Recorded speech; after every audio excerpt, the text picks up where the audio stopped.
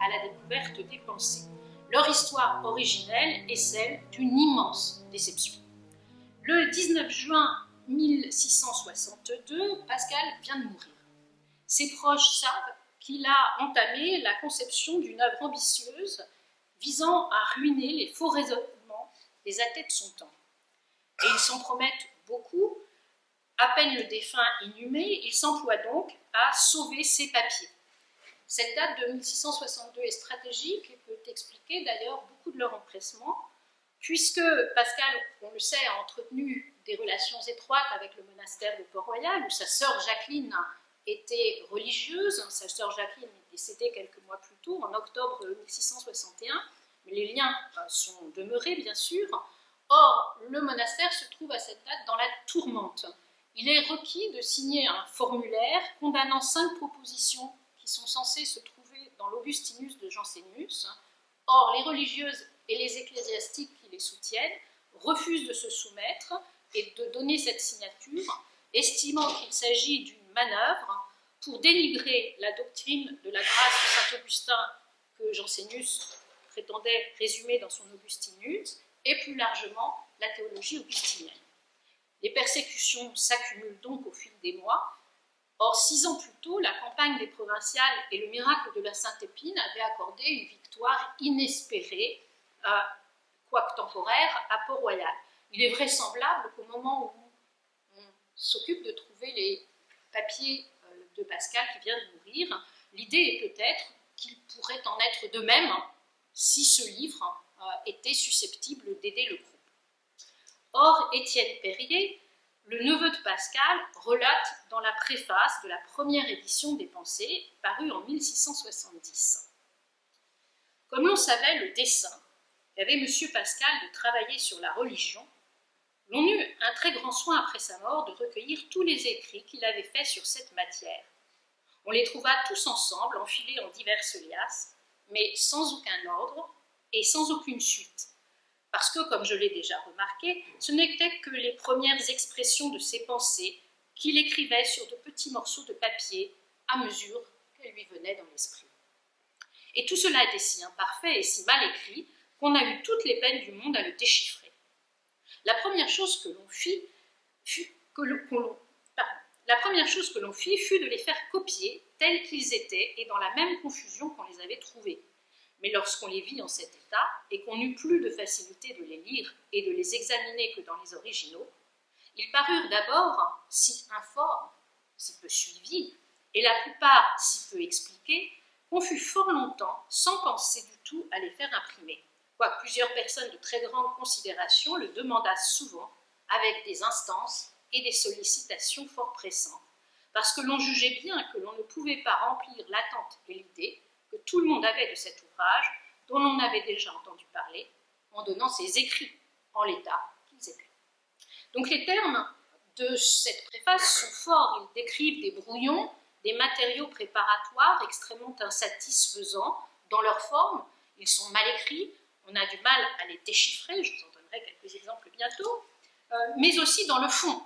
Pas d'ordre, pas de suite, ils sont imparfaits, informes, peu suivis, et peu expliquée, c'est-à-dire que l'expression est ramassée sur elle-même et les démonstrations ne sont pas données dans leur ensemble. La famille renonce ainsi, malgré les instances pressantes qui lui sont adressées, notamment par le duc de Rouennais, qui est la personne de grande condition à laquelle on fait allusion, à publier le texte pendant de longues années. On en tire des copies qui permettent de travailler sur un matériau plus lisible et de préserver en même temps les originaux qui vont être traités comme des reliques. En effet, si vous lisez la vie de M. Pascal écrite par sa sœur Gilberte, on voit que celle-ci suit le modèle de l'hagiographie et qu'elle incite à voir dans son frère, c'est un texte qui a été rédigé en 1662, juste après la mort de Pascal, elle incite à voir dans son frère un véritable saint.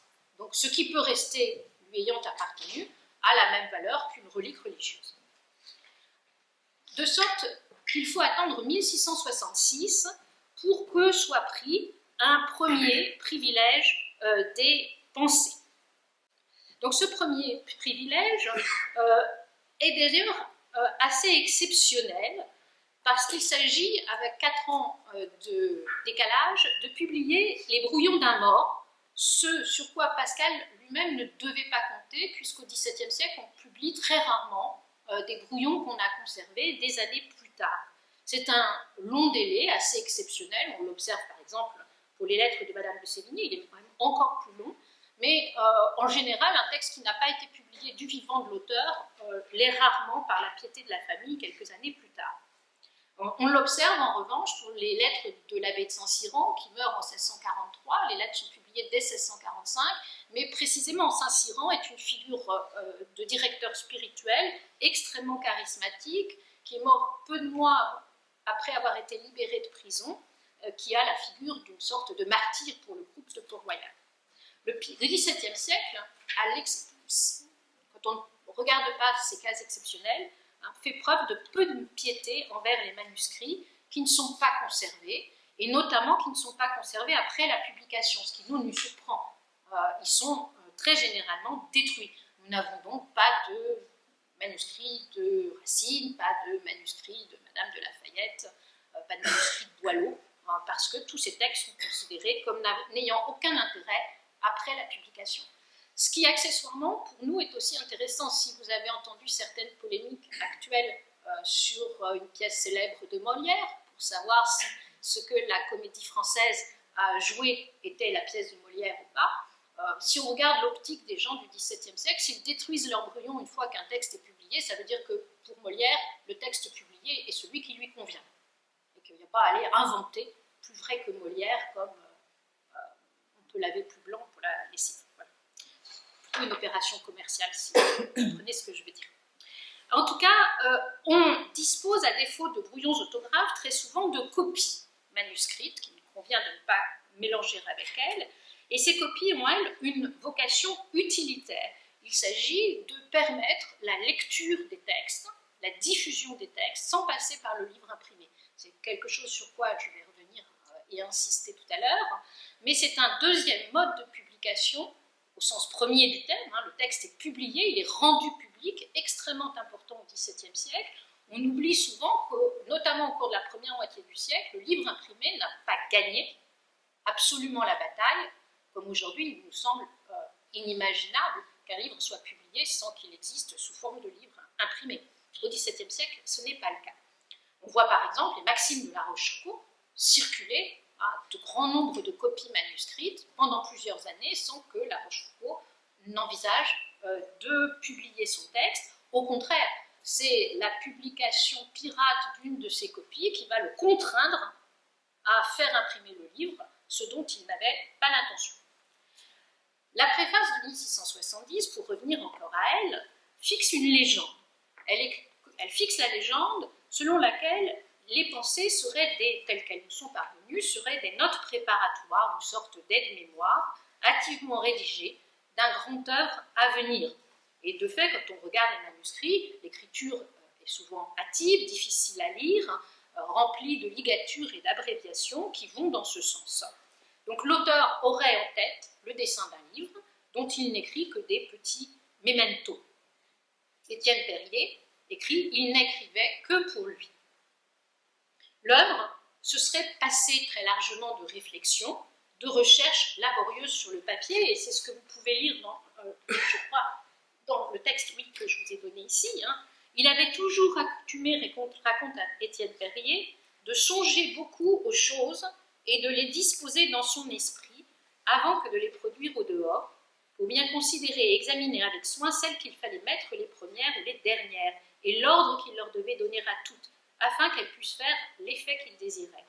Et comme il avait une mémoire excellente, et qu'on peut même dire prodigieuse, en sorte qu'il a souvent assuré qu'il n'avait jamais rien oublié de ce qu'il avait une fois bien imprimé dans son esprit, lorsqu'il s'était ainsi quelque temps appliqué à un sujet, il ne craignait pas que les pensées qui lui étaient venues lui pussent jamais échapper. Et c'est pourquoi il différait assez souvent de les écrire, soit qu'il n'en eût pas le loisir, soit que sa santé, qui a presque toujours été languissante et imparfaite, ne fut pas assez forte pour lui permettre de travailler avec application. C'est ce qui a été cause que l'on a perdu à sa mort la plus grande partie de ce qu'il avait déjà conçu touchant son dessin, car il n'avait presque rien écrit des principales raisons dont dont il voulait se servir, des fondements sur lesquels il prétendait appuyer son ouvrage, et de l'ordre qu'il y voulait garder, ce qui était assurément très considérable. Tout cela était tellement gravé dans son esprit et dans sa mémoire, qu'ayant négligé de l'écrire, lorsqu'il aurait pu faire, il se trouva, lorsqu'il l'aurait bien voulu, hors d'état d'y pouvoir du tout travailler. Et un peu plus loin, il reprend en disant « Il attendait que sa santé fût entièrement rétablie pour y travailler tout de bon, et pour écrire les choses qu'il avait déjà digérées et disposées dans son esprit. » Donc vous comprenez que ce que Étienne Perrier nous raconte, c'est que les pensées existent, mais elles existent comme une causa mentale, une chose qui se trouve totalement organisée dans la tête de Pascal, mais pas jetée sur le papier. Si vous vous souvenez du film Amadeus de Miloš Forman, vous vous souvenez de cette scène où Mozart dit que l'opéra est tout entier dans sa tête, hein, ou le requiem. Il n'a pas écrit une note, mais c'est pas grave, tout est dans sa tête. C'est la même mythologie qu'on trouve ici. Donc le livre écrit existe, nous dit Étienne Perrier, il est juste pas jeté sur le papier. Il va plus loin en expliquant que Pascal inscrit quelques notes, je cite, sur le premier morceau de papier qu'il trouvait sous sa main, c'est-à-dire très pressé, comme Georges Perros dans les papiers collés, dit par exemple qu'il prend des notes sur des tickets de métro, sur des Bristol ou des feuilles de papier toilette, ce qui lui manque un peu de poésie. Quant à Prosper Fogère, en 1844, il compare les manuscrits des pensées à des chiffons fragiles. C'est bien dire encore cette espèce de brouillon.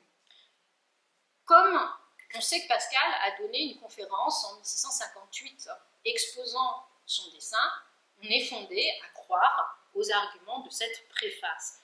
Ce que l'on peut dire, c'est que les termes gravés ou imprimés renvoient tous à un imaginaire du livre, imprimant en nous l'idée que c'est bien un livre que voulait écrire Pascal. Mais de ce livre, il ne demeurerait que des pièces, pour reprendre un mot qu'on trouve dans la préface et les approbations, ou des lambeaux, selon le discours écrit par Philo de la Chaise, et publié 2 ans après les Pensées, en 1672. Si l'on regarde le privilège accordé en 1666, il parle quant à lui de fragments et de pensées. Or, un fragment désigne une partie d'un ouvrage inachevé, selon le dictionnaire de Richelet, paru en 1680, c'est un ouvrage qui n'est pas achevé qu'un fragment, ou bien un objet rompu. Richelieu indique qu'il peut s'agir d'un terme d'église désignant par exemple des petits morceaux d'une hostie brisée, des parcelles d'hostie. Quant à Furetière, dont le dictionnaire est un petit peu plus tardif et date de 1690 par rapport à Richelet, quand il définit le mot de fragment, il renvoie d'abord à des fragments d'inscription sur des statues, ou à des fragments de statues, à des petits morceaux de statues. Et ce n'est que dans un second temps qu'il décrypte les mots par rapport à la littérature. Et à ce moment-là, il explique que fragments qualifient des morceaux d'œuvres qui nous sont parvenus incomplètes. Il y a plusieurs grands auteurs de l'Antiquité dont nous n'avons que des fragments, explique-t-il. Et il en donne un exemple qui renvoie à une acception particulière du terme. Théophile nous a laissé un fragment d'une histoire comique qu'il n'a pas achevée. Donc, un fragment au XVIIe siècle, c'est un élément détaché d'un tout. Ce n'est pas du discontinu, il ne s'agit pas de parler d'une rhétorique du discontinu selon une perspective qui est une perspective moderne, mais le fragment suppose un tout lacunaire, il présuppose en creux une œuvre complète qui manque. Quant au terme de pensée, Gilbert Pensée l'utilise 5 fois dans la vie de M. Pascal à propos de l'œuvre de son frère, qui lui-même utilise à plusieurs reprises dans les pensées ou dans des textes comme les traités de l'équilibre des liqueurs de 1663. Cette unanimité autour du terme vient certainement du fait qu'il était employé par Pascal lui-même. Qu'est-ce qu'il peut nous apprendre sur l'œuvre qu'il avait en tête ? Dans le fragment 618, Pascal évoque la manière d'écrire d'Épictète de Montaigne et de Salomon de Tulti pour dire que c'est celle qui est le plus d'usage, qui s'insinue le mieux, qui demeure plus dans la mémoire et qui se fait le plus citer parce qu'elle est toute composée de pensées nées sur les entretiens ordinaires de la vie. Donc les pensées qualifient le contenu du texte, non pas la forme du texte. C'est un élément de réflexion qu'on saisit sur le vice. En fait, c'est un débris à son tour Ce sont des notes à la manière d'un texte très célèbre qui vient d'être rebaptisé en 1651, Pensées de Marc Aurèle. L'origine du livre de Marc Aurèle, c'est ta et seota, un autre pluriel en grec, les choses pour moi-même, et il n'y a pas de nom générique qui soit employé. Dans les éditions, dans les premières traductions qui en sont proposées, soit en latin, soit en ancien français, on désigne souvent le livre d'or ou les mots dorés, c'est-à-dire un compendium de sagesse, un épitomé de la sagesse. Et le mot de pensée à propos de Marc Aurèle n'apparaît que dans une édition publiée en anglais dans les années 40, 1640, par Casaubon en Angleterre. Donc c'est la première fois qu'on appelle ce texte Thoughts of Marcus Aurelius. Et c'est traduit ensuite en 1651 en français pour la première fois par le terme de pensée. Alors quand on regarde ce texte, sa fabrication, j'ai la très intime conviction que la traduction a été faite par un projet Port-Royal. Je n'ai pas encore réussi à voir le lien, à déterminer qui, mais je suis à peu près convaincue que c'est quelqu'un de l'entourage de Port-Royal qui fait cette traduction de Marc Aurèle en l'intitulant Pensée, ce qui rapprocherait le dessin de Pascal lorsqu'il parle de son texte comme des pensées de celui de Marc Aurèle. Il s'inscrirait dans cette continuité. Or, ce qui m'intéresse, c'est que ce que fait Marc Aurèle, ces notes, sont un exercice, un type d'exercice spirituel pratiqué par les stoïciens. C'est un exercice, un type de méditation pour soi-même. Ce n'est pas un livre pour le public. Les pensées de Marc Aurèle n'ont pas vocation à être publiées ou diffusées. Marc Aurèle est empereur, il n'est pas écrivain, il ne va pas faire l'article à la télé. Donc c'est un livre de méditation morale, d'introspection pour soi. Et il serait évidemment intéressant de pouvoir faire une liaison claire avec l'ouvrage de Pascal pour imaginer qu'il se situe dans cette tradition. Alors, pour finir sur cette longue introduction, vous avez compris que les pensées telles qu'elles sont présentées et telles qu'elles sont publiées ne sont clairement pas un livre en forme.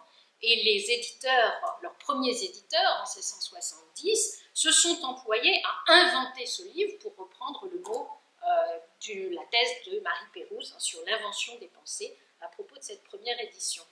Ils ont allongé, expliqué, corrigé, selon les standards qui étaient ceux de la publication d'un livre à la fin des années 1660 et au début des années 1670. Ils ont donc fabriqué un ensemble qui était cohérent et concevable comme un livre différent du projet originel de Pascal.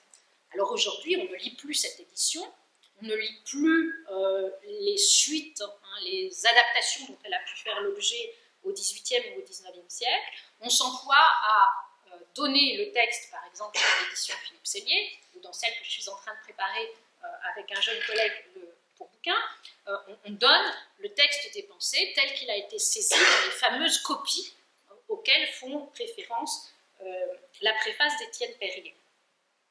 On s'efforce ainsi de retrouver le texte dans l'état où il se trouvait au moment de la mort de Pascal et de pouvoir identifier la méthode mise en œuvre par Pascal. C'est tout le travail de Laurent Thirouin que vous avez entendu il y a quelques semaines ici, qui a intitulé un de ses textes qui est à reparaître « Le défaut de la droite méthode », pour montrer qu'on ne peut pas attendre des pensées, un ouvrage en forme selon les critères ordinaires de la rhétorique, parce que justement Pascal invente une autre façon de procéder. Quoi qu'il en soit, ce texte est évidemment un texte qu'on considère comme en chantier, je reprends une expression de Laurent Susini, ou bien un livre introuvable, dit le conservateur des livres rares à la Bibliothèque nationale, Jean-Marc Châtelain.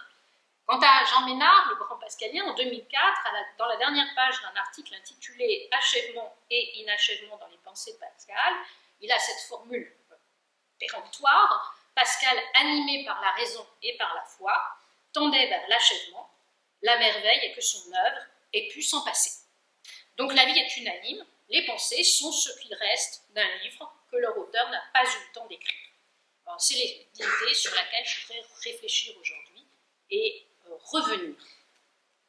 Je crois qu'on est dans cette vision trop influencé par notre conception du livre et du nécessaire triomphe du livre, auquel on accorde des journées, des crédits particuliers, etc. Le livre est un phénomène historique, et comme tous les phénomènes historiques, il n'y a pas toujours eu des livres, et pas sous la forme que nous connaissons nous-mêmes. Et il y a peut-être des types de création et de rapports à l'écriture différents dont les pensées pourraient relever. Tout ce qui est de l'ordre du passé vient nous nourrir, c'est notre histoire, un héritage, mais c'est aussi très sensiblement différent de nous-mêmes. C'est un autre à l'intérieur de nous. Je crois qu'il vaut la peine souvent d'essayer de retrouver cette altérité plutôt que de lisser en projetant nos usages sur les textes ou les œuvres du passé. Alors, la première remarque que je voudrais faire pour entamer cette réflexion avec vous, c'est que la liste des textes publiés par Pascal de son vivant est très courte. Pascal n'est quasiment pas un maniaque de la publication. Chez lui, l'inachèvement ou la non-publication sont récurrents. Les textes publiés sont très largement ce que vous avez ici au tableau. L'essai pour les coniques en 1640, une lettre dédicatoire au chancelier Solier qui accompagne en 1645 l'envoi de la machine arithmétique, les expériences nouvelles touchant le vide en 1647, le récit de la grande expérience de l'équilibre des liqueurs en 1648, les provinciales, une lettre à M. Dribert, une partie des écrits sur les curés de Paris publiés à la suite des provinciales en 1659, des circulaires sur le concours de la roulette qui ont été diffusés en 1658, puis les lettres à M. Amos de Tondeville, les lettres de M. Amos de Tondeville, qui datent de 1659, et enfin l'histoire de la roulette sur le même sujet, ainsi que 5 placards relatifs à l'instauration des carrosses à 5 sols. Vous savez, cette première entreprise de transport en public qui est instaurée à Paris en 1662. Alors, ces publications ont, pour la plupart d'entre elles, le point commun d'être des publications brèves, circonstancielles, liées à des événements. Et elles ont une fonction qui est essentiellement utilitaire. L'essai pour les coniques consiste en une seule page qui a été tirée à 50 exemplaires, par exemple, et qui devait être affichée pour consultation selon un usage alors en vigueur pour les publications scientifiques. On ne peut décemment pas parler de livres à propos d'une publication de ce genre. Les placards pour les carrosses à 5 sols, de la même manière, relèvent d'une opération de communication ou de publicité pour informer les Parisiens de leur expérience. Quant à la lettre à Séguier, c'est une plaquette explicative de 28 pages. Les expériences nouvelles touchant le vide et le récit de la grande expérience comprennent respectivement 31, 1 et 20 pages, ce qui est peu, même si elles sont imprimées dans des formats in quarto. À côté des textes très forts de Pascal, ceux que nous aimons le plus, ceux que nous lisons, comme l'original de l'entretien avec M. de Sacy sur Épictète et Montaigne, que nous ne pouvons lire que parce qu'il a été imprimé par Nicolas Fontaine dans les mémoires qu'il a composés. Nicolas Fontaine était le secrétaire de M. de Sacy, donc il a écrit des mémoires qui sont largement à la gloire de Sacy, et à l'intérieur, il incorpore ce texte de Pascal, qu'il a vraisemblablement retouché et modifié. Notamment, la forme typique de l'entretien me semble devoir beaucoup à Fontaine, qui transforme tous les passages dialogiques des mémoires en entretien. Donc, il a peut-être bien lissé ce texte plus qu'il ne l'était à l'origine. Mais on peut aussi penser au superbe abrégé de la vie de Jésus-Christ, ce texte qui existe sous une forme autographe, puisqu'en 1711, on a une copie, une attestation de dépôt par Louis Perrier à la bibliothèque de l'abbaye de Saint-Germain-des-Prés, n'a jamais été publiée du vivant de Pascal. Une copie manuscrite existe. C'est grâce à elle qu'on peut éditer le texte, parce qu'il a aujourd'hui disparu, l'original a disparu. Vous allez me dire, et les provinciales? Les provinciales sont-elles un contre-exemple? On peut en douter, puisque chaque provinciale paraît de manière autonome, séparée, de manière circonstancielle, donc il n'y a pas une œuvre d'ensemble prévue à l'origine, mais des publications autonomes. D'autre part, Pascal n'écrit pas tout seul, les provinciales sont assez largement une œuvre collective. Si les locutio et l'inuentio des provinciales lui revient, en revanche, les matériaux des provinciales lui sont amplement fournis par Pierre Nicole ou Antoine Arnauld, selon une habitude de création qu'on retrouve au XVIIe siècle. Donc la paternité de la princesse de Clèves pose problème, puisqu'on a des documents qui semblent indiquer que Huet, Segrais et La Rochefoucauld auraient pu contribuer au texte, probablement de la même manière. C'est-à-dire qu'il y a une intervention sur le matériau, sur l'histoire, qui n'empêche pas que le dessin général en revienne à Madame de Lafayette, comme celui des provinciales à Pascal. Mais il y a un travail collectif à la base. Ces textes, d'autre part, sont des textes qui ne... Oui, alors je finis sur les provinciales. Pourquoi s'arrête-t-elle à 18 ? Pourquoi n'y en a-t-il pas 19, 21 ? Après tout, ce n'est pas impossible d'imaginer qu'elles auraient pu être étendues. Donc la constitution en recueil est un fait qui intervient a posteriori. Maintenant, aucun de ces textes publiés, ne paraît sous le nom de Pascal. L'essai sur les coniques, les placards sur les carrosses à 5 sols, ou les écrits sur les curés de Paris paraissent tous anonymement. Les derniers sont du reste une œuvre compartie, les écrits, une œuvre composée en partie avec Arnauld et Nicole, comme les provinciales. Alors, la page de titre de la lettre dédicatoire à Séguier, de même que celle des expériences nouvelles touchant le vide et du récit de la grande expérience de l'équilibre des liqueurs, portent pour leur part la mention du sieur BP. Ce qui ne devait susciter aucun mystère auprès des spécialistes, et Pascal ne crée pas le doute sur son identité, puisqu'il signe la fin de l'épître à Séguier, B. Pascal, où que les expériences sont dédiées à son père, Monsieur Pascal, et le privilège à l'intérieur du livre est édité au nom du sieur Pascal lui-même, ou de Monsieur Pascal. Quant au récit de la grande expérience, Monsieur Pascal le Jeune est nommé dans le corps du texte. Alors, ce qui est étonnant, c'est l'effet de distance instauré au début. Pourquoi ne pas signer ou publier sous son nom un texte sur l'identité de l'auteur duquel, au fond, il n'y a pas de doute. Cette distance instaurée avec le livre publié est quelque chose qui peut surprendre. Un troisième cas de délégation octoriale apparaît et rend encore plus complexe le geste de Pascal lorsqu'il publie, c'est lorsqu'il publie son texte sous un pseudonyme. Par exemple, les lettres d'Amos de Tonville, pour les lettres sur la roulette. Les provinciales vont être attribuées à un certain Louis de Montalte, lorsque le recueil est publié en 1657. Et dans les pensées, il fait référence à Salomon de Tulti, dans le fragment 618, qui est un masque de lui-même. Alors ces trois noms ont pour caractéristique d'être de parfaits anagrammes, puisque le U et le V sont la même lettre au XVIIe siècle, donc on peut retrouver à chaque fois les mêmes lettres. Donc c'est une façon de lier entre eux les différents textes, de permettre d'y retrouver probablement la figure de Pascal lui-même, le nom de Montalte étant probablement inspiré du nom de sa grand-mère paternelle qui s'appelait Pascal de Mousse. Donc on renvoie à une identité. Mais si c'est ça, pourquoi crypter ? Qu'est-ce que cela amène de crypter ainsi sa présence comme auteur ? Il y a une volonté de distanciation personnelle qui est surprenante à propos de ces œuvres qui sont les plus ambitieuses de Pascal. Il semble refuser qu'on identifie sa personne civile et le personnage d'auteur qui signe et qui publie ces textes. Donc ça nous invite à nous intéresser au rapport qu'il peut avoir à la figure de l'auteur.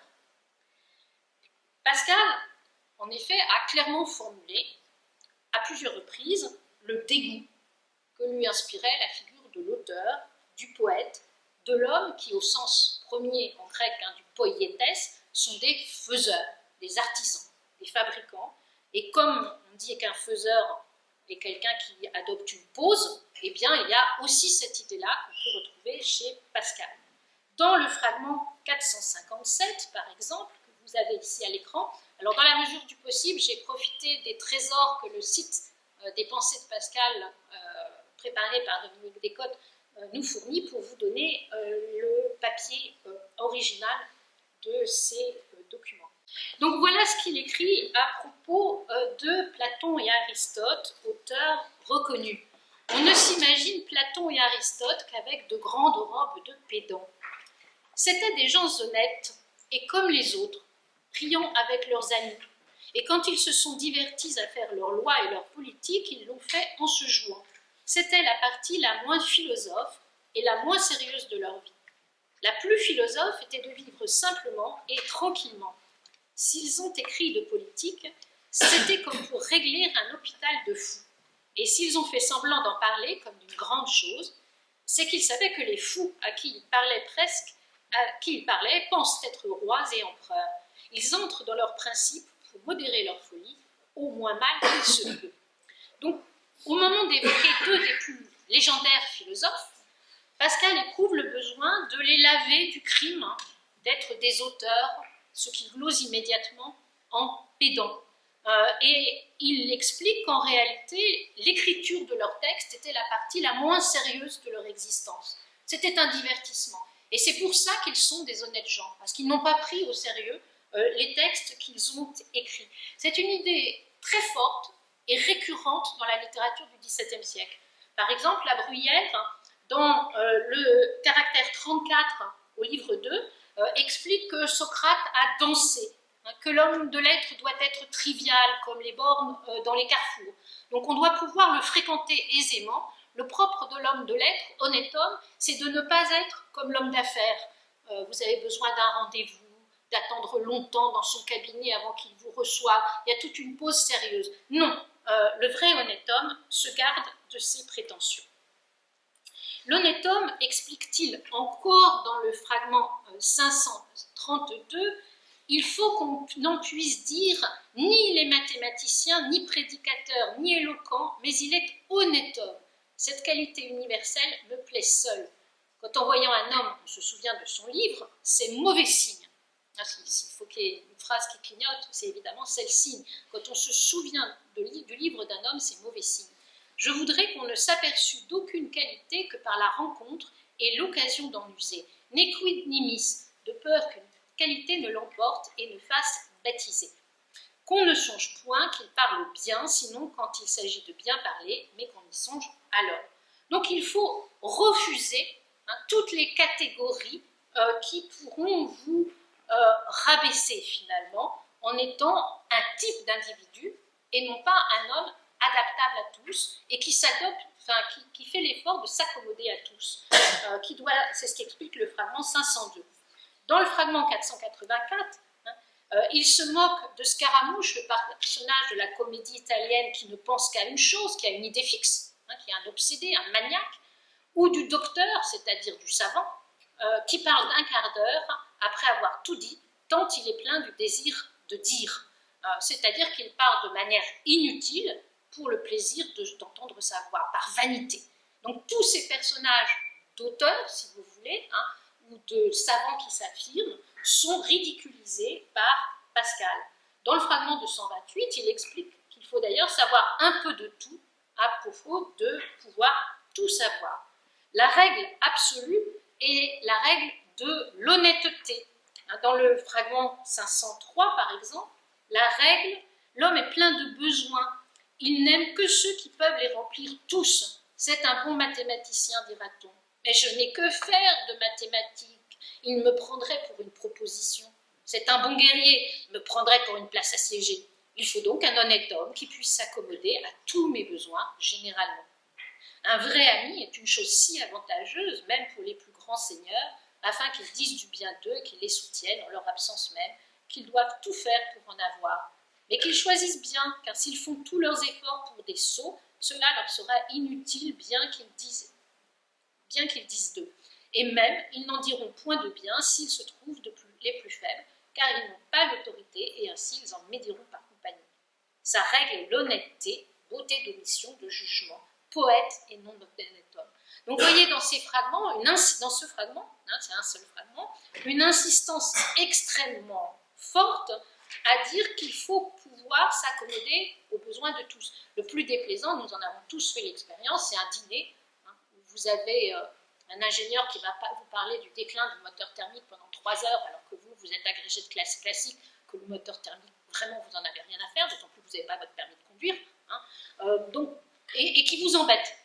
Il faut avoir ce souci, en réalité, de s'adresser à tous, et la conclusion du fragment est frappante, hein, poète et non un honnête homme. Celui qui se dit poète n'est pas cet honnête homme, parce qu'il revendique une spécialité. Donc la règle de l'honnêteté, ça peut être les beautés d'omission, hein, c'est-à-dire ce que l'on ne dira pas, ce qu'on va épargner à son auditeur ou à son lecteur. Je finis avec ces fragments connus que vous avez peut-être déjà tous lus et étudiés. Le fragment 554, quand on voit le style naturel, on est tout étonné, ravi, car on s'attendait de voir un auteur et on trouve un homme au lieu que ceux qui ont le goût bon et qui, en voyant un livre, croient trouver un homme, sont tous surpris de trouver un auteur. Plus poétiqué, quoi mané le couteau cesse.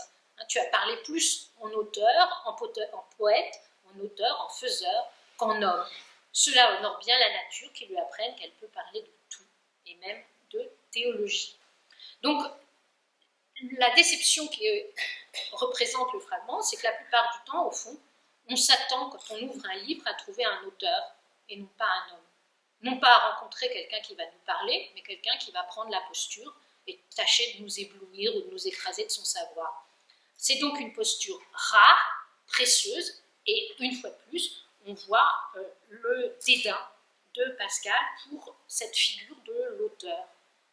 Cette réflexion pascalienne est à resituer dans le contexte général de l'époque, qui tient en très médiocre estime la figure de l'auteur en règle générale, ou de l'écrivain.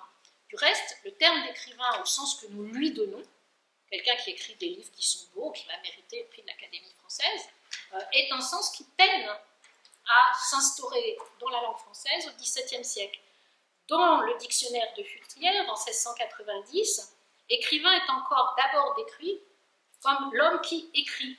Et aussitôt, Furetière donne un exemple, les sergents sont d'ordinaire de méchants écrivains, on peut lire leur écriture, aujourd'hui on dirait les médecins. Donc ça veut dire que l'écrivain, c'est tout simplement celui qui note quelque chose, pas celui qui fait un livre. Cette acception du terme n'est envisagée que dans un second temps. Écrivain se dit plus particulièrement de celui qui est reçu maître en l'art d'écrire. Les maîtres écrivains jurés pour la vérification des écritures et signatures, il va apprendre à écrire chez un tel maître écrivain. Donc là, c'est toujours la question de celui qui écrit bien. C'est le scribe, en fait, l'écrivain public. Hein. Et écrivain, alors c'est pas en troisième position, se dit aussi de ceux qui ont composé des livres, des ouvrages. Et à ce moment-là, Furetière cite Tite-Live et Hérodote, sont de fameux écrivains pour l'histoire. Nous ne manquons pas de bons écrivains en notre siècle. Donc vous voyez que c'est la troisième et dernière acception du terme, en 1690 encore.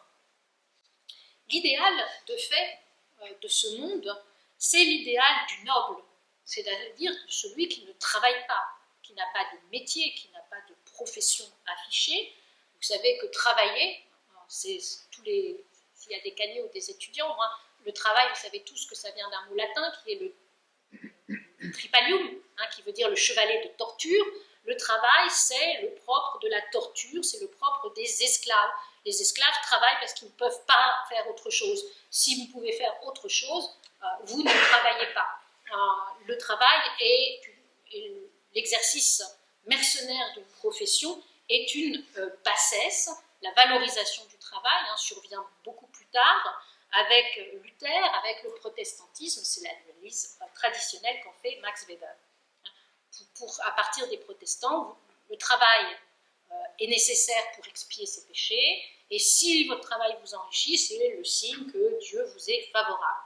Donc il y a un renversement complet de la conception philosophique du travail par rapport à l'idéal antique qui est encore celui de l'aristocratie française et très largement celui de la société française du XVIIe siècle.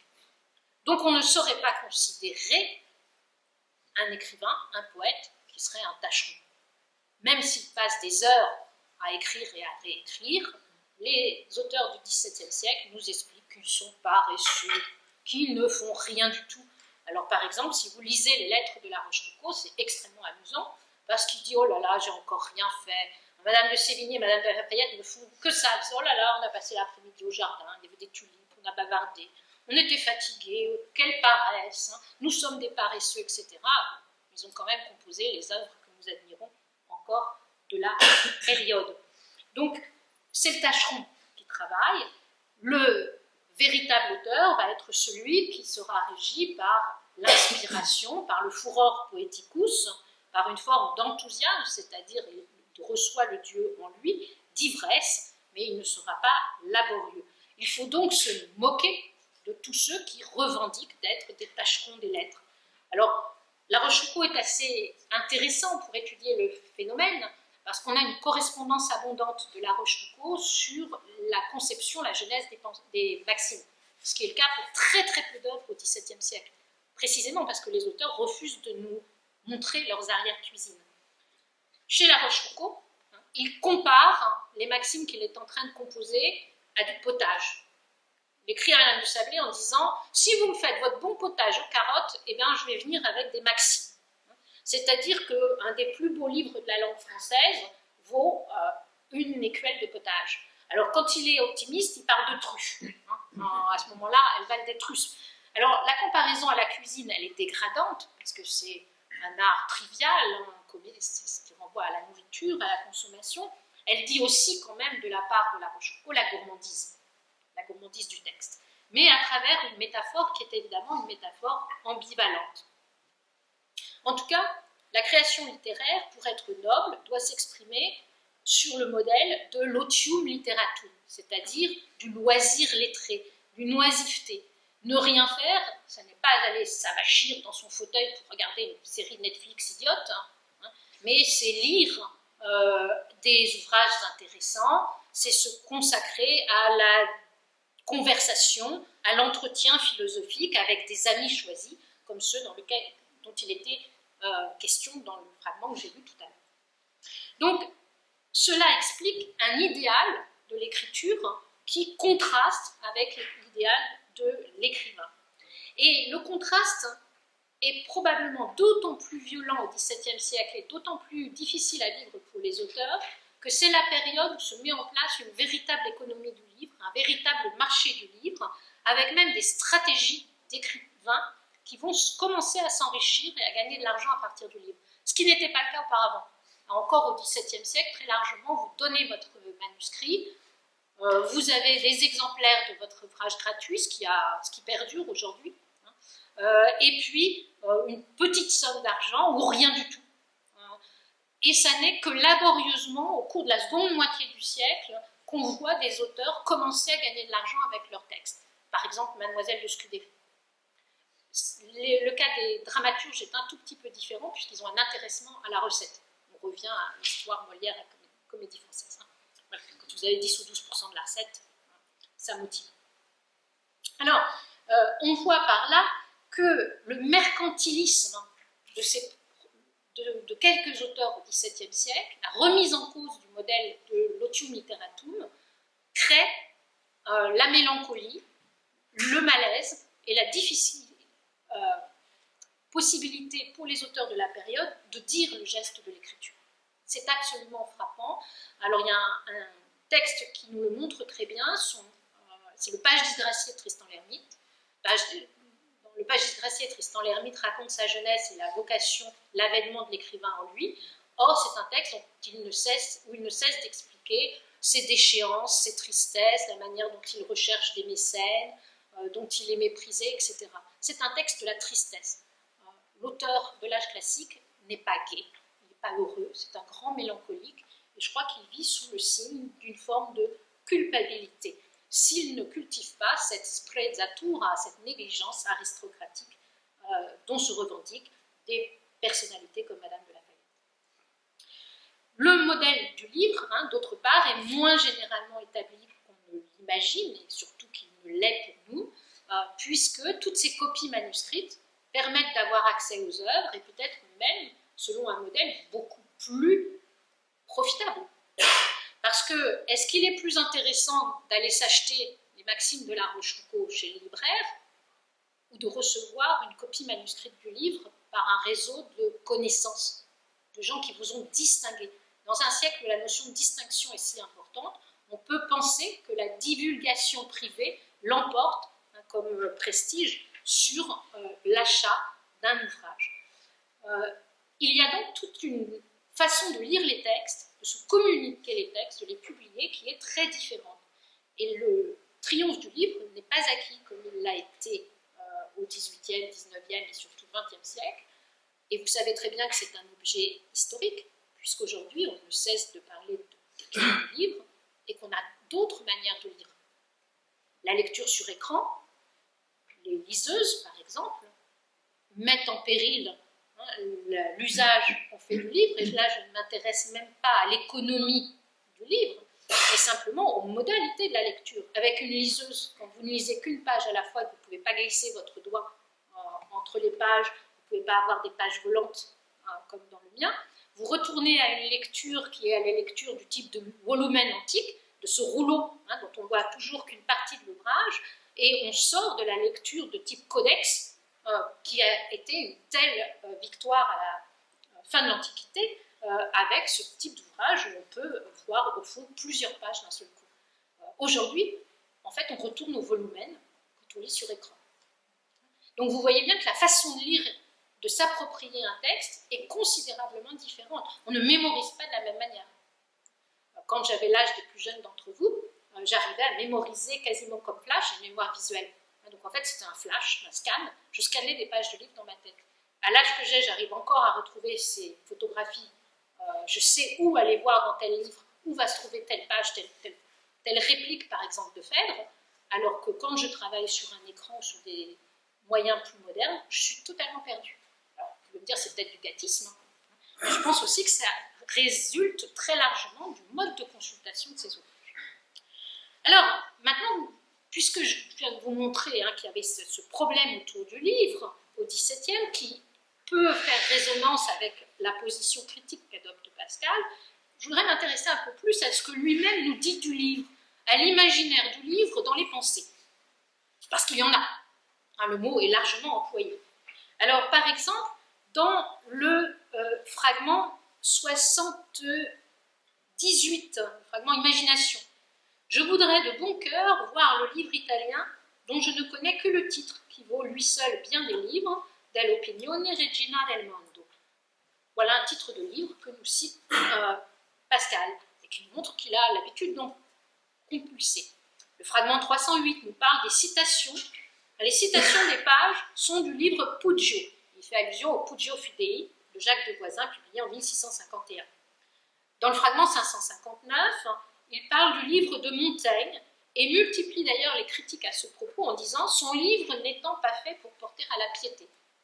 Ça veut dire qu'au fond, les livres seraient largement des ouvrages qui pourraient être portés au divertissement, mais à d'autres usages que ceux de la piété. Le livre, très souvent chez lui, le mot livre ne renvoie pas à l'objet livre, au volumen, à cet assemblage de feuilles de papier. Dans le fragment 688, il évoque ainsi l'Iliade, le livre de l'Iliade, les livres des Grecs et des Chinois. Ou ailleurs, il dit que le livre le plus ancien et le modèle de tous est la Bible. De fait, Bible, on voit Biblos, le livre en grec. Cela signifie qu'à ce moment-là, le livre, pour lui, c'est l'ouvrage indépendamment, c'est-à-dire la matière, le contenu, indépendamment de l'objet livre, que Furetière explique en disant le livre, c'est un volume contenant plusieurs feuilles de papier, de velin ou d'autres choses semblables. C'est-à-dire, pour Furetière, un livre, c'est ça, c'est un objet. Donc, on peut concevoir un ouvrage sans concevoir un livre, dans la pensée du XVIIe siècle. Les deux opérations peuvent être distinctes. On peut ne pas vouloir fabriquer ça tout en concevant un ouvrage ou un texte complet. Ce n'est que dans une deuxième rubrique que Furetière dit que le livre peut s'employer à propos du travail ou de la composition que fait un savant ou un homme d'esprit pour faire part au public ou à la postérité de ce qu'il a appris, recueilli, inventé ou expérimenté. Mais afin que ce travail, cette composition puisse porter le nom de livre, il faut qu'elle soit d'assez grande étendue pour en faire un volume. Donc voilà, il y a une distinction entre les deux. Et Pascal, d'ailleurs, insiste, par exemple, dans le fragment 617, en disant qu'il y a une forte différence entre un livre qui est reçu d'un peuple, comme l'exemple qu'il donne, c'est les histoires qui peuvent exister de Mexico, les histoires des anciens Mexicains, ou un livre qui forme un peuple, comme l'Ancien Testament. Donc pour lui, il y a des hiérarchies très typiques. Et il revient à nouveau sur cette valeur de l'Ancien Testament comme modèle de livre dans le fragment 741. Dans le fragment 761, Pascal écrit « Quand notre passion nous porte à faire quelque chose, nous oublions notre devoir. Comme on aime un livre, on le lit lorsqu'on devrait faire autre chose. Mais pour s'en souvenir, il faut se proposer de faire quelque chose qu'on est, et lorsqu'on s'excuse, on s'excuse sur ce qu'on a autre chose à faire, et on se souvient de son devoir par ce moyen. » Donc, rapport complexe au livre, qui peut être un objet de passion qui nous divertit. Et le divertissement est évidemment quelque chose qui nous détourne de l'essentiel. Donc ce n'est pas nécessairement un modèle, mais plutôt l'objet d'un danger chez Pascal. Ce qui m'amènerait à formuler l'idée qu'il a pu être réticent à fabriquer un tel ouvrage. Et maintenant revenons à ce que nous disait Étienne Perrier dans sa préface de 1670. Il écrivait sur des bouts de papier en ayant ce livre en tête. C'est un mensonge. Pascal écrit en réalité les pensées sur de grandes feuilles qu'il découpe. Je vous donne ici une image de ce qu'on appelle le recueil original, le recueil dans lequel on a collé les différents fragments par Pascal qui ont été découpés sur ces grandes feuilles et enfilés sur des liasses. Vous voyez que lorsqu'on essaye de reconstituer, ça forme un volume vidéo très vaste. D'autre part, Étienne Pascal nous disait, il se souvient de tout. Vous vous souvenez, il a une mémoire excellente, géniale. Prenons le fragment 540. En écrivant ma pensée, dit Pascal, elle m'échappe quelquefois.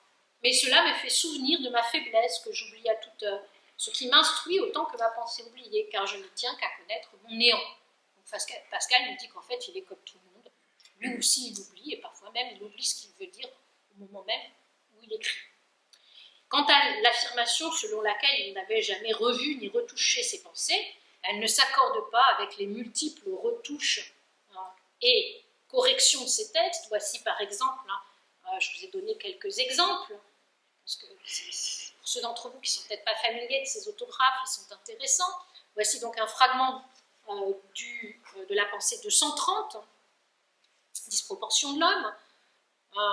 Voici cette fois-ci la totalité de 230 et puis un autre fragment. Vous voyez que c'est touché, retravaillé.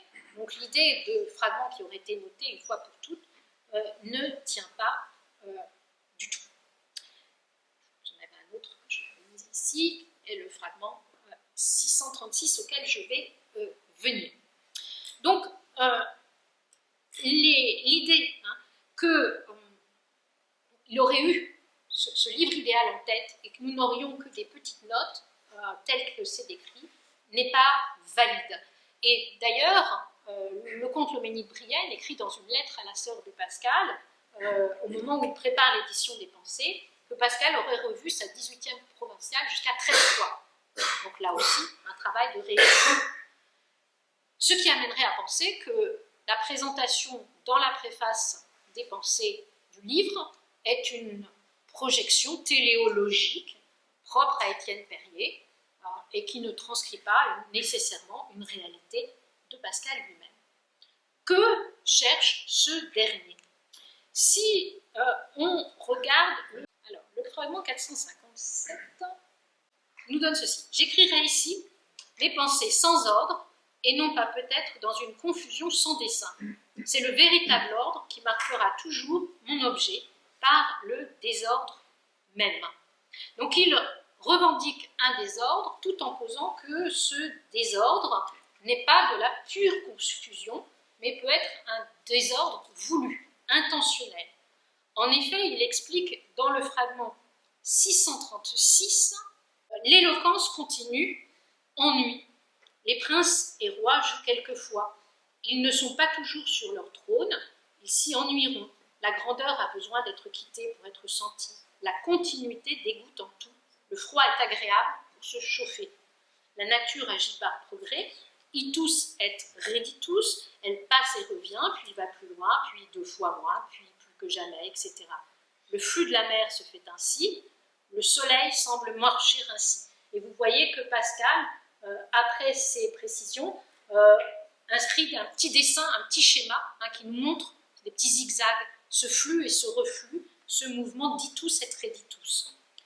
Donc, c'est pour s'accommoder à l'esprit de l'homme après le péché originel, de l'homme déchu, incapable de continuité, mais qui a besoin de variété en permanence, qui a besoin qu'on change l'objet du discours qui lui est tenu de manière régulière pour s'accorder à l'ordre de la nature aussi, qu'il va falloir inventer un ordre du désordre. D'accord ? Dans la même perspective, dans le fragment 329, il explique l'ordre contre l'objection que l'écriture n'a pas d'ordre. Le cœur a son ordre, l'esprit a le sien, qui est par principe et démonstration. Le cœur en a un autre. On ne prouve pas qu'on doit être aimé. En exposant d'ordre les causes de l'amour, cela serait ridicule. Jésus-Christ, saint Paul, poursuit-il, ont l'ordre de la charité, non de l'esprit, car il voulait échauffer, non instruire. Donc l'ordre de la caritas, l'ordre du cœur, l'ordre de l'amour, c'est d'échauffer, et non pas d'instruire, non pas de procéder par démonstration. Saint Augustin de même, cet ordre consiste principalement à la digression sur chaque point qui a rapport à la fin pour la montrer toujours. Donc il va falloir en permanence partir de l'objet que je veux imprimer dans le cœur de mon interlocuteur pour aller vers un autre point et puis y revenir. Et c'est à force ditus et reditus que je vais provoquer ce mouvement d'embrasement, d'échauffement, avec l'idée d'un feu et non pas d'une simple conviction. Ce faisant, Pascal s'inspire de Montaigne qui disait, dans le chapitre 11 du livre 3 des Essais, « Le plus fructueux et naturel exercice de notre esprit, c'est un mot grec, la conférence. L'étude des livres, c'est d'ailleurs le fait de parler.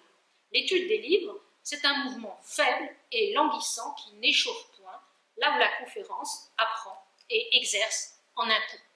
Donc il faut de l'oralité, il faut un entretien avec l'autre, il faut un art qui soit un art de l'oral, finalement, et non pas le pur livre, le texte lu. D'ailleurs, nous avons tous été étudiants, nous savons à quel point on se souvient plus facilement d'un cours que d'un livre qu'on a lu, généralement.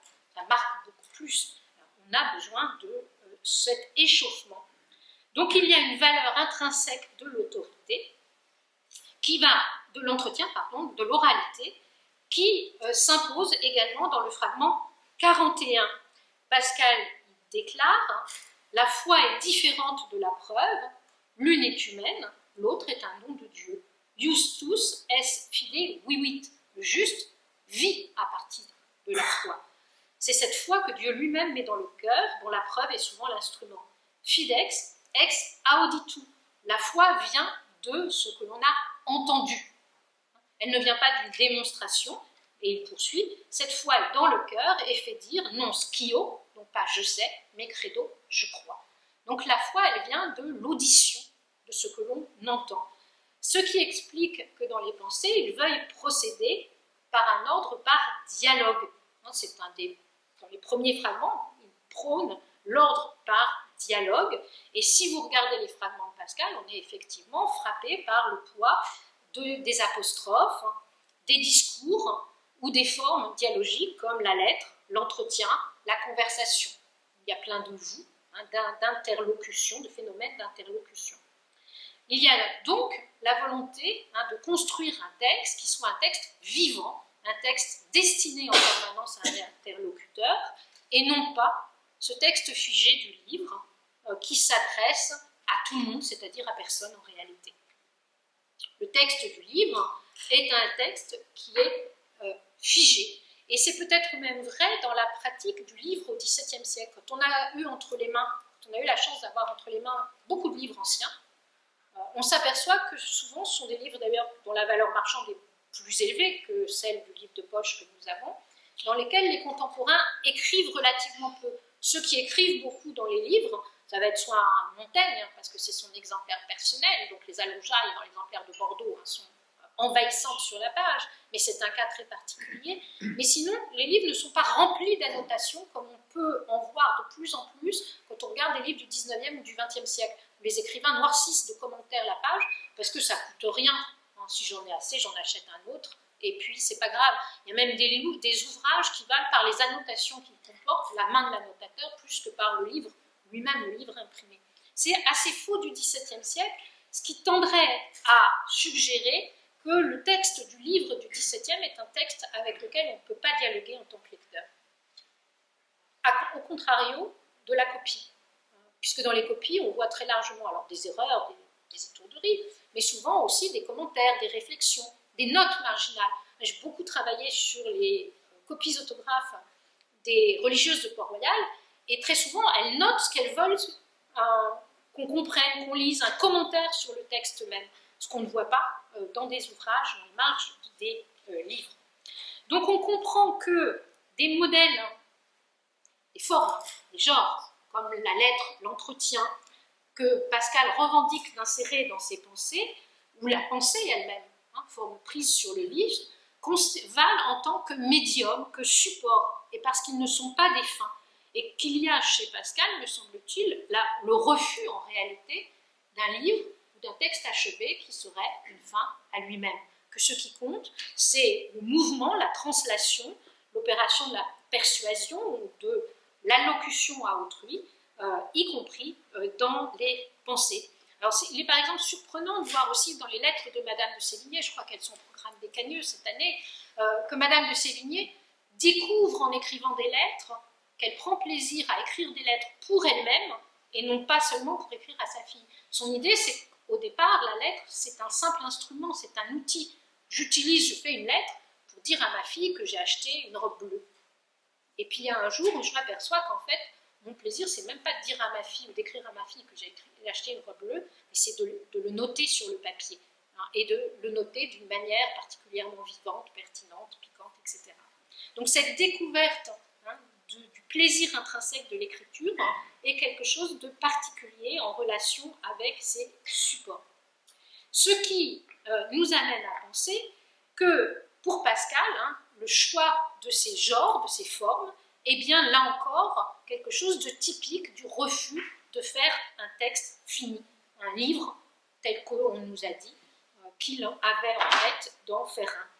Parce qu'au fond, s'il avait voulu gagner de l'argent, lui qui est un businessman, quand il espère gagner de l'argent avec la machine arithmétique, l'assèchement des marais du Poitou, c'est aussi une opération économique, les carrosses à 5 sous, c'est aussi l'idée de gagner de l'argent, pas pour soi, pas pour partir aux vacances en Bahamas, mais pour donner de l'argent aux pauvres du Poitou qui sont décimés par la famine à l'époque.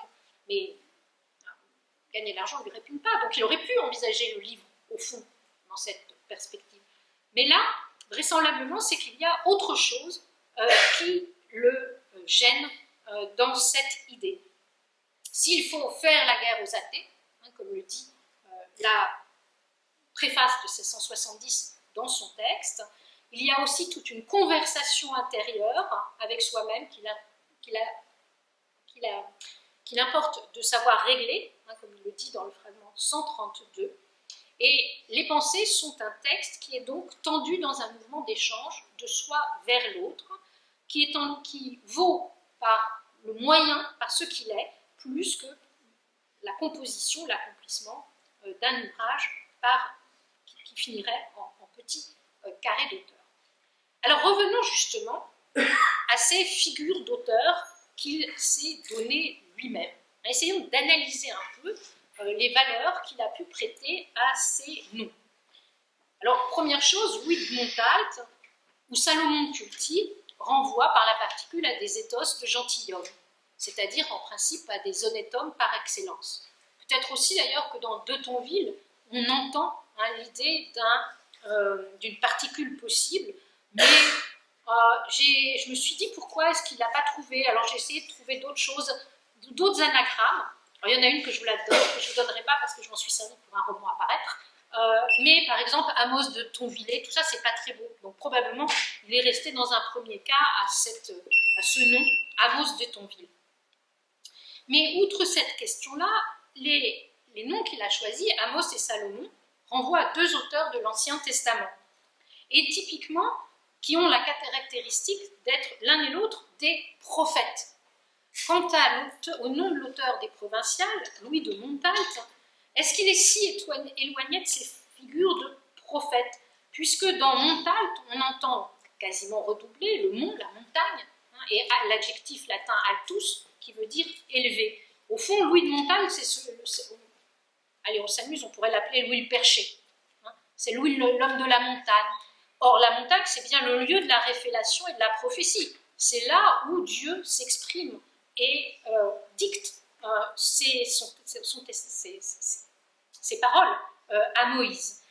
Par conséquent, on a l'idée que ces figures octoriales inventées, imaginées, façonnées par Pascal, sont toutes des figures qui renvoient à une réalité qui est celle de l'auteur prophète. Et on peut aller encore plus loin avec... Donc c'est une réalité, c'est celui en qui peut délivrer un souffle divin. C'est justement le contraire de l'auteur à la façon du XVIIe siècle qui commence à toucher des droits d'auteur. Il y a une figure de l'auteur qui s'oppose, qui ne peut pas coïncider avec celle qui est en train de se mettre en place.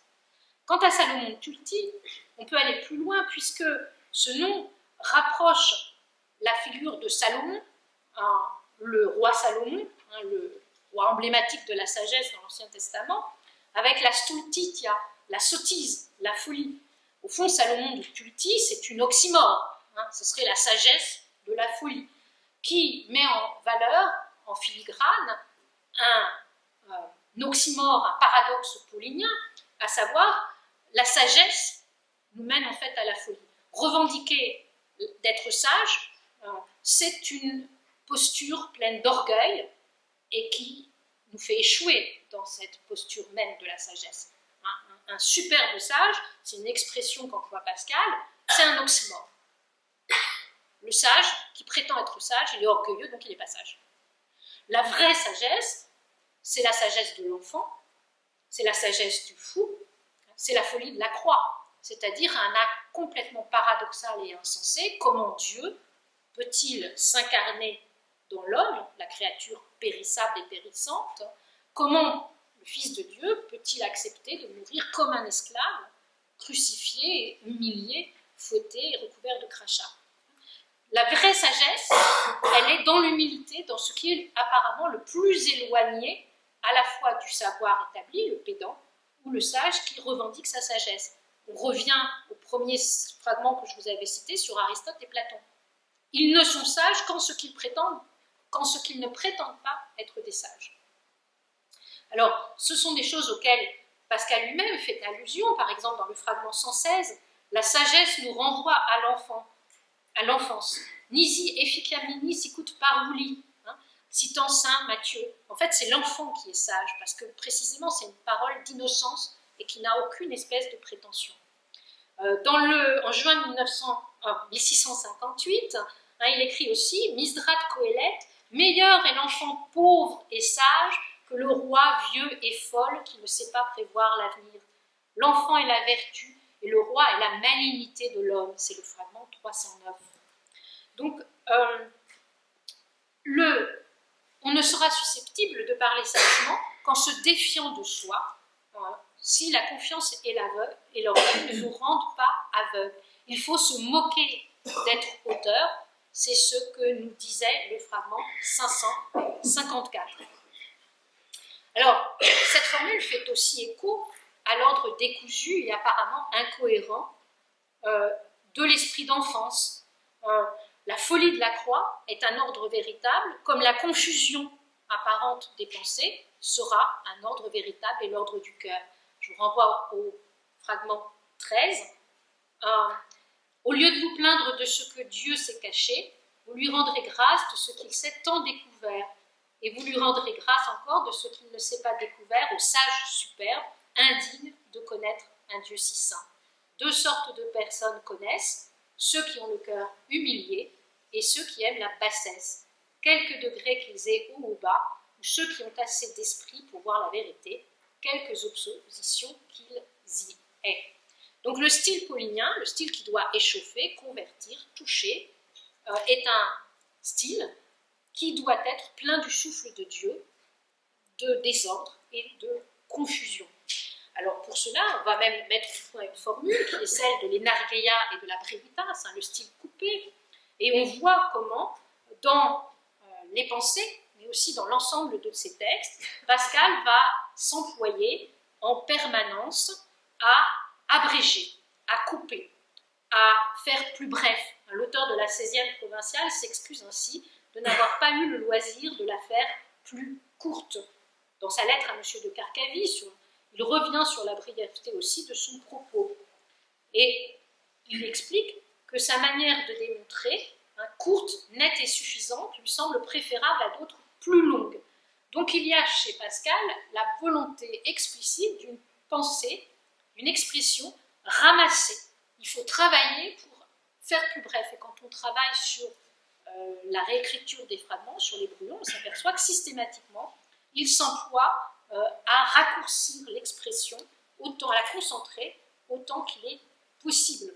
Dans le fragment 480, elle nous dit ainsi « L'éloquence est une peinture de la pensée, et ainsi ceux qui, après avoir peint, ajoutent encore, font un tableau au lieu de faire un portrait. » C'est-à-dire qu'on fait un objet, là encore, qui a vocation à être suspendu sur un mur, à valeur très chère, donc à être un faire-valoir pour son possesseur, mais qui ne représente pas véritablement la personne qui est parlée. On retombe dans la problématique de l'auteur, c'est-à-dire que quand on veut faire œuvre, eh bien, on manque son but. L'éloquence trop abondante, l'éloquence en forme, dépasse son objet et manque en même temps de réussir là, le pari qu'elle avait tenté de traiter. Donc il faut procéder par l'éclair, par le sentiment de la foudre plutôt, ou du tonnerre, privilégier l'ébahissement de son lecteur, d'où toutes sortes de procédés, qui sont les procédés du flectéré, de la puissance, de l'autorité, mais aussi le choix chez Pascal, qui est volontiers archaïsante, proche d'ailleurs de celle de l'abbé de Saint-Cyran, qui a le goût des choses concrètes et des audaces, comme chez Montaigne. Pascal ne répugne pas à nommer des trivialités pour humilier l'orgueil des créatures.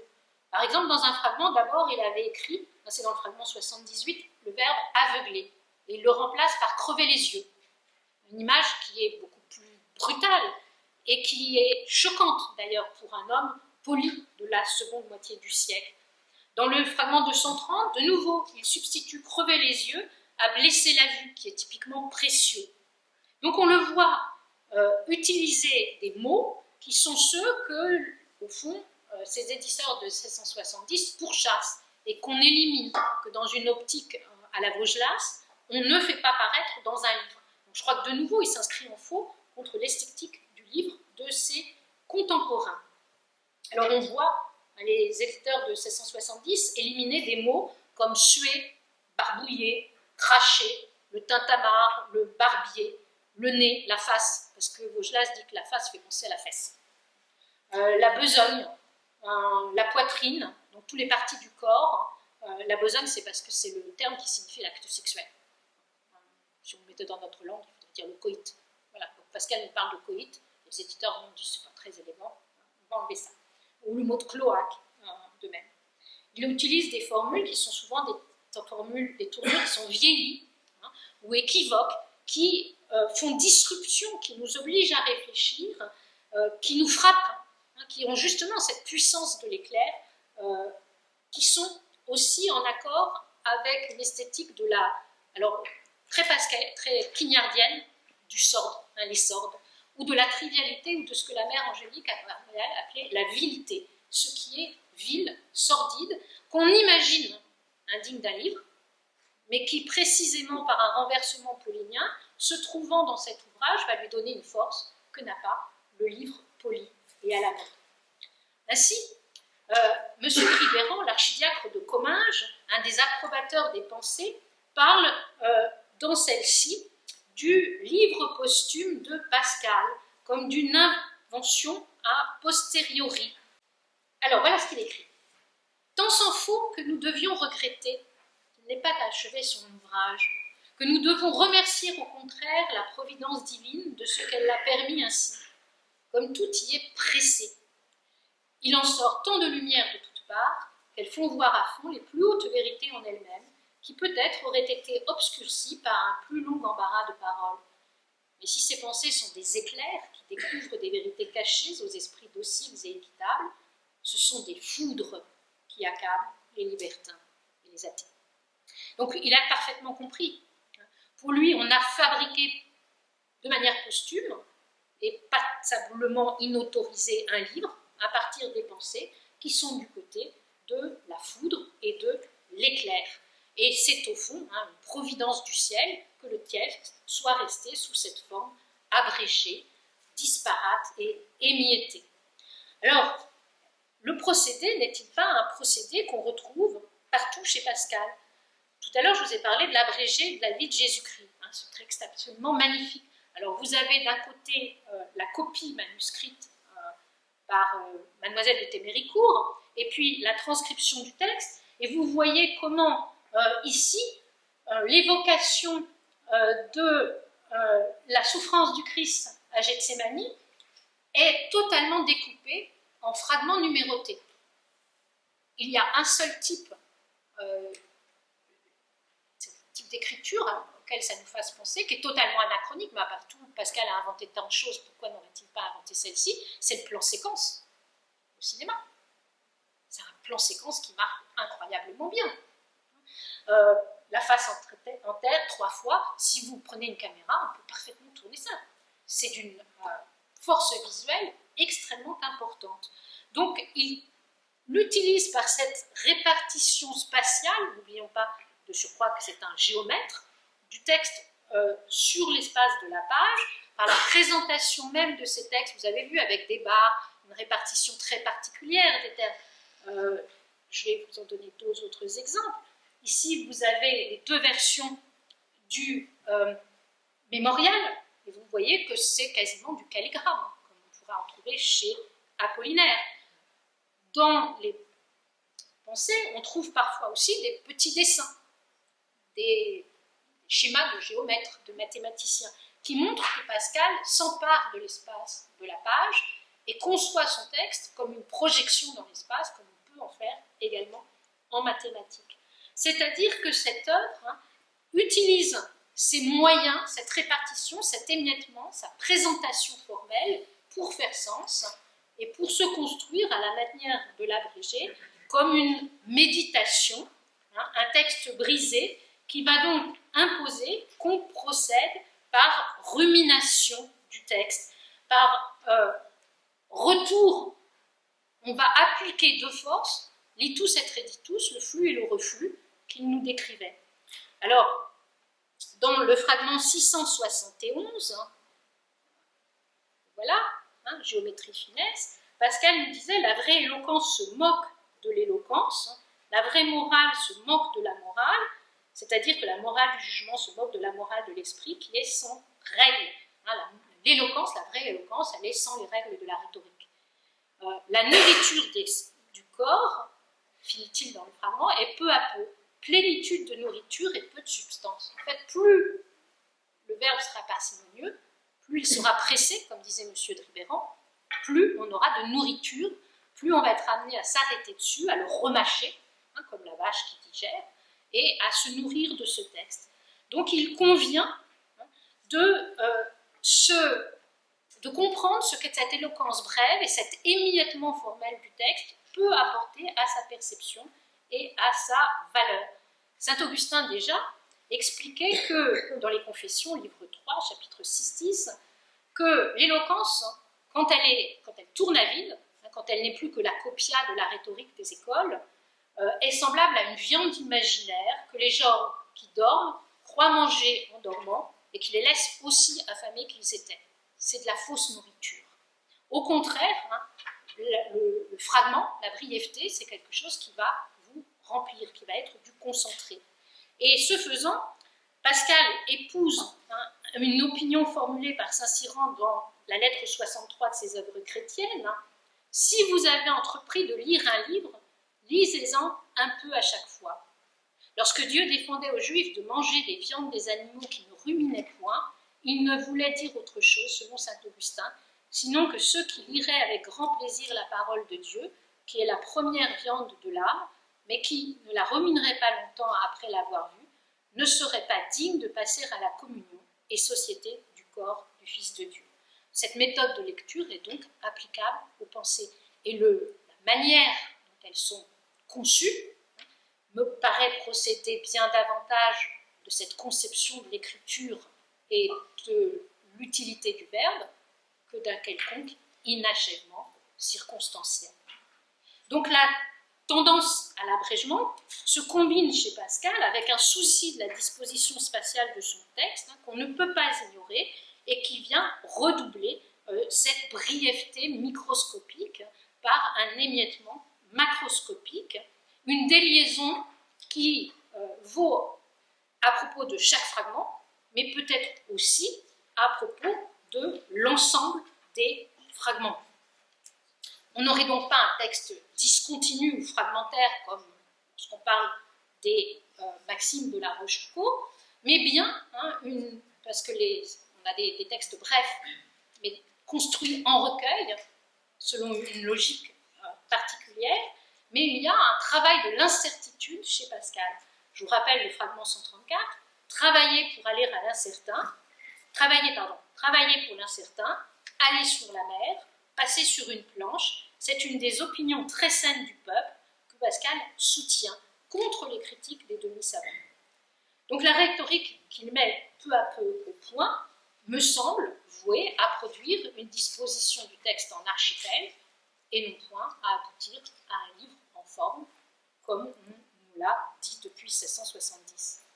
Il propose, me semble-t-il, une méthode qui proscrit un butinage aléatoire. Il y a bien un ordre des pensiers, Laurent Thirouin nous l'a largement démontré, et un texte effectivement désagrégé en même temps.